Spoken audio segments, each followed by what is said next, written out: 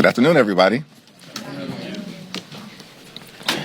From the very beginning of this year, Donald Trump and Republicans have failed to deliver on their core promise to lower the high cost of living in the United States of America. In fact, what Donald Trump and Republicans said is that costs were going to go down on day one.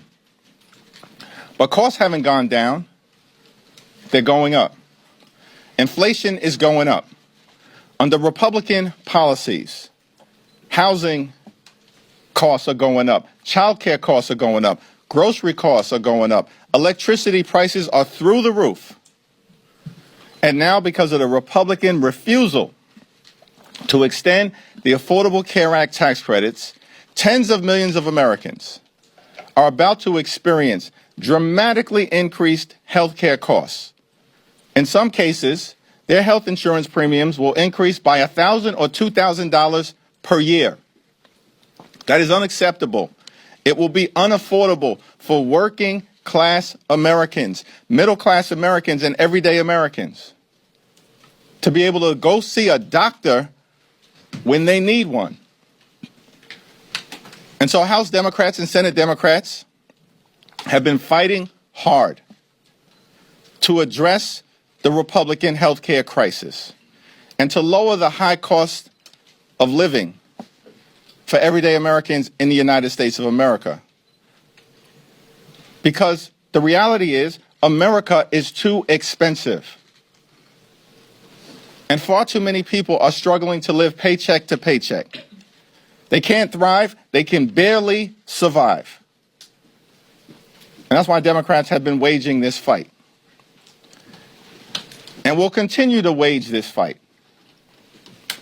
No matter what comes over to us from the United States Senate to the House of Representatives at some point this week.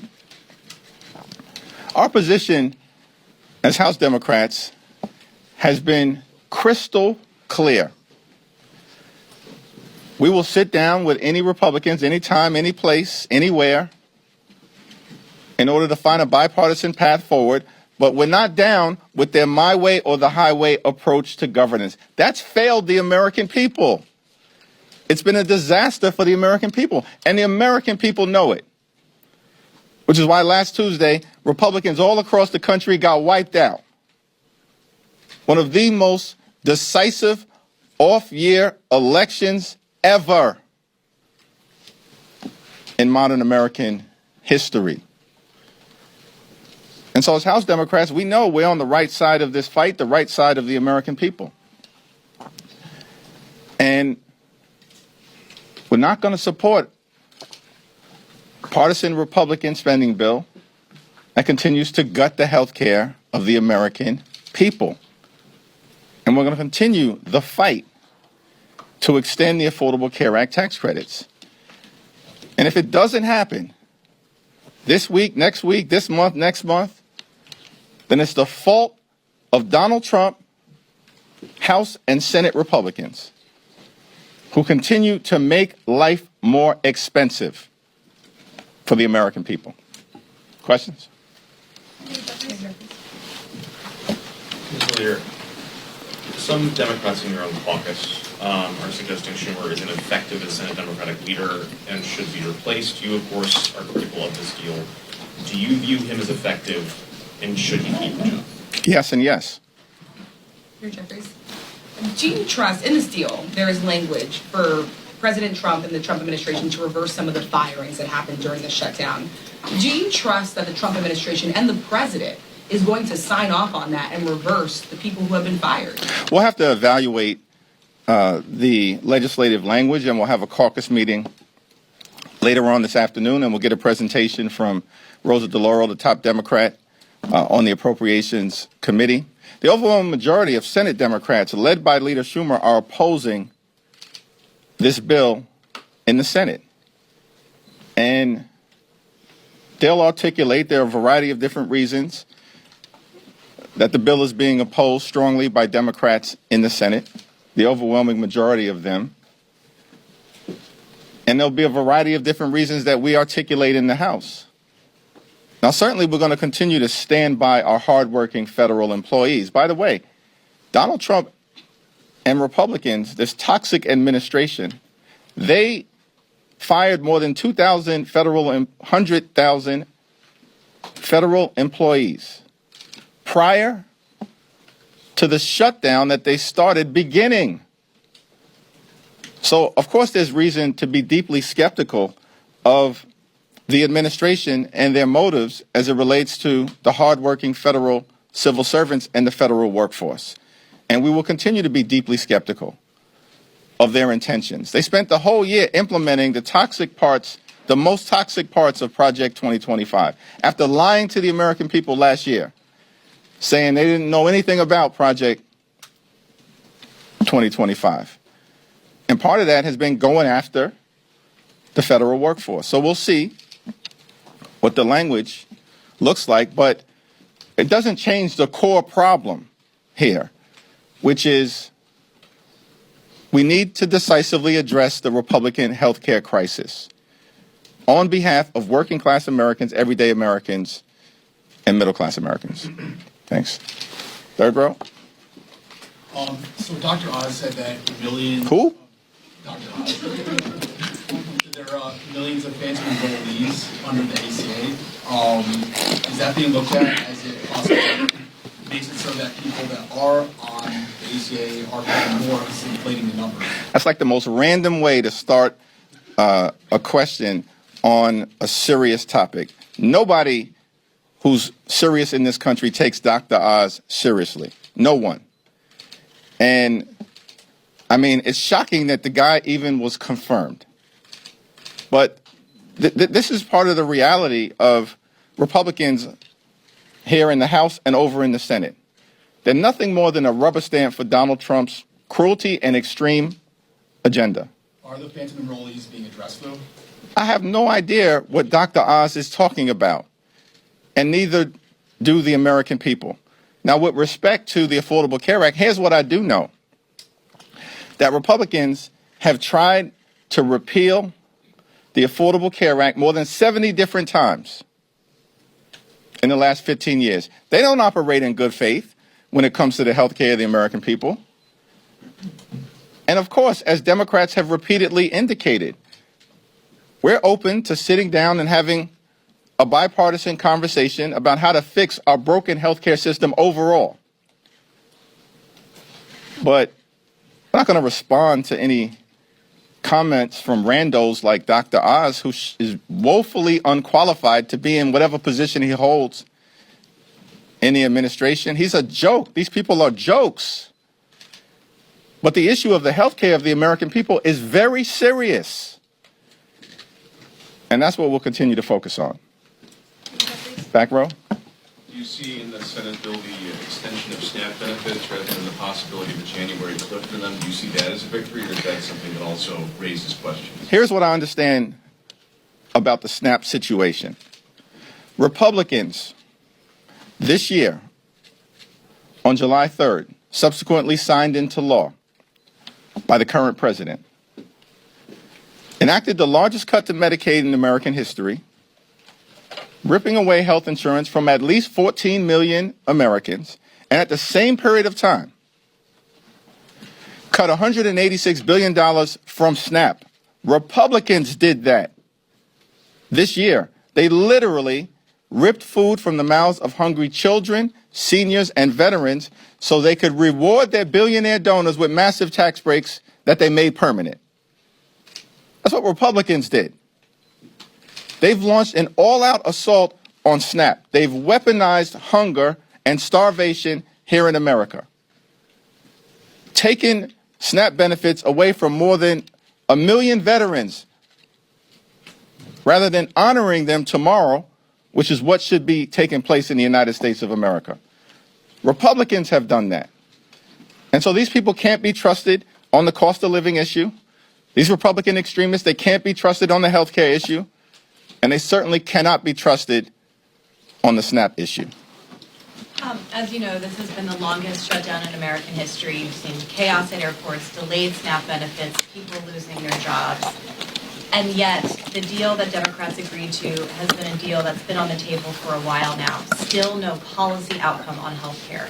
So what do the American people gain from the past 41 days? Our fight in the House of Representatives will continue to address the Republican health care crisis. We'll continue that fight today, tomorrow, this week, this month, next month, this year, next year. We're going to continue that fight to fix our broken health care system and lower the high cost of living for the American people. And the American people know that we're on the right side of this fight. It's part of the reason why you saw decisive Democratic victories last Tuesday and crushing Republican losses all across America. In Virginia, in New Jersey, in New York, in Pennsylvania, in California, in Mississippi, in Georgia, across the country, up and down the ballot. Because Republican policies have failed the American people. And as Democrats, we're going to continue to fight to make their life better. Thanks. Thank you, Mr. Leader. Throughout the shutdown, you referred to your Senate colleagues as courageous for rejecting the 14 previous attempts to reopen the government without an extension to the affordable tax care credits. Those 8 Senate Democrats who voted to start the process of reopening the government, do you still include them in that characterization of courageous Democrats who have kept the fight going throughout this shutdown? Well, I don't have much to say about those individuals, and they're going to have to explain themselves to their constituents and to the American people. I certainly believe that Senate Democrats, the overwhelming majority of Senate Democrats, led by Chuck Schumer, have waged a valiant fight over the last 7 weeks, defeating the partisan Republican spending bill 14 or 15 different times, week after week after week, and continue to oppose this effort of passing legislation that does not address the Republican health care crisis by extending the Affordable Care Act tax credits. But the fight is getting ready to shift back to the House, where we're going to work hard, hold the Republicans accountable. All of these loudmouths on the House Republican conference side who's been saying for the last several weeks that we have to extend the Affordable Care Act tax credits. Now is their chance. This week, they have to come back from their 7-week prolonged taxpayer-funded Republican vacation. They can no longer hide. They can no longer hide. Mike Johnson apparently still hiding, refused to even answer a single question today. That's extraordinary. But they're not going to be able to hide this week when they return from their vacation. Thanks. Speaking of the House, Speaker Johnson has not committed to holding a vote on subsidies, even though the Senate agreement would have them do so. What do you say to that? And then also, what do you think that would do to the relationship between Republicans and Democrats on the House side? Well, the failure of Republicans to address the health care crisis that they've created in the House and in the Senate is no surprise, because House and Senate Republicans multiple times this year have been given an opportunity to vote to extend the Affordable Care Act tax credits, and multiple times this year already, in the context of the debate around their one big ugly bill, they voted against, unanimously voted against, extending the Affordable Care Act tax credits. So over the last several weeks, it's become increasingly difficult for them to hide from their position as it relates to the health care of the American people. And House Democrats, joined by our colleagues in the Senate, we're not going to stop the fight. We're going to continue to lean into the fight over the next few days and beyond until we actually get an outcome that makes life better for working class Americans. Thank you, Mr. Leader. There's already extensive backlash coming from the Democratic base over feeling shortchanged by Senate Democrats who have secured this deal without touching on health care. What do you think that this backlash could mean for the party going into the midterms next year, and also for the voters who just handed Democrats, as you said, a decisive victory? Do you think that this will make them feel also shortchanged, disenfranchised, demoralized? Do you think that this will lead to a switch up? House Democrats are going to take back control of the House of Representatives next year. I've said it before, and if I said it, I meant it. Now, with respect to the senators on the other side of the Capitol, they're going to have to explain themselves. But the overwhelming majority of Senate Democrats continue to remain in the arena fighting to fix our broken healthcare system and address the Republican healthcare crisis. This fight for us is not partisan. It's not a partisan fight. It's a patriotic fight.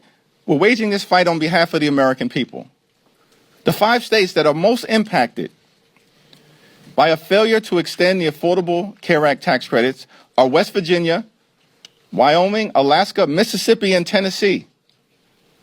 45% of the people, of the Americans who are going to lose health care or be at risk of losing health care if they don't, on the other side of the aisle, extend the Affordable Care Act tax credits, 45% of them are registered Republicans. 35% registered Democrats, and 20% unaffiliated or independent. This is not a partisan fight for us. It's a patriotic fight. You know, one of the people that I met early on during this Trump Republican shutdown came to Capitol Hill was a 29-year-old named Mariah Plant. She's from rural Wyoming County in West Virginia. Her older brother is nonverbal, autistic, and requires 24-hour care. And Mariah is able to provide that care to her older brother lovingly and affectionately because of Medicaid that Republicans have now cut by the largest amount in American history. Her hospital in rural West Virginia is at risk of closing because of Republican policies in their one big ugly bill. And at the same time, this 29-year-old loving caregiver for her older brother gets her health care from the Affordable Care Act. And it's affordable because of the tax credits that Republicans now want to rip away from her. And so I'm fighting for people like Mariah Plant. Very different than the people that I represent in Brooklyn, New York. But she's an American, just like I represent hundreds of thousands of Americans. And that's what House Democrats are doing. We're fighting for the American people. Thank you, Leader Jeffries. Have you spoken to your Democratic colleagues in the Senate who voted to reopen the government? And if so, what do you make of the argument that Republicans would not discuss health care during the shutdown, so they said there's no choice but to vote yes? I have not spoken to them. Thanks. Different topic, Mr. Leader, if you don't mind. President Trump announcing widespread pardons for the group of people that were involved in providing alternate electors, as they called it, for the 2020 election. And he also has allegedly received a commutation request from Ghislaine Maxwell. Just wondering about your thoughts about the way the president has handled his pardon power, especially given how critical he was of President Biden. Well, Donald Trump, in terms of the exercise of his pardon power and commutations, is completely and totally out of control. Like, he can find the time to pardon a serial fraudster like George Santos, but can't find any time to sit down with Democrats on Capitol Hill who represent half the country in order to address the health care crisis that Republicans have created. That's devastating people in urban America, rural America, working class America, small town America, the heartland of America, and black and brown communities throughout America. And so what we're seeing with these toxic pardons and commutations coming from Donald Trump is more of the same. And look, the American people know these extremists on the Republican side have gone too far. And the crazy part about it is that they went too far on day one of Donald Trump's presidency. And it's been downhill ever since. On day one of Donald Trump's presidency, this guy pardons hundreds of violent felons who brutally beat police officers, 140 of whom were seriously injured. Life-threatening injuries in many cases. And then unleash these people on communities all across the country in ways that put those communities at risk.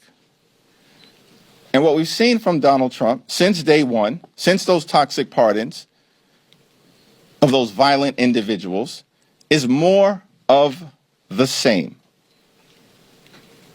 From a person who promised to lower costs on day one, but doesn't give a damn about the American people.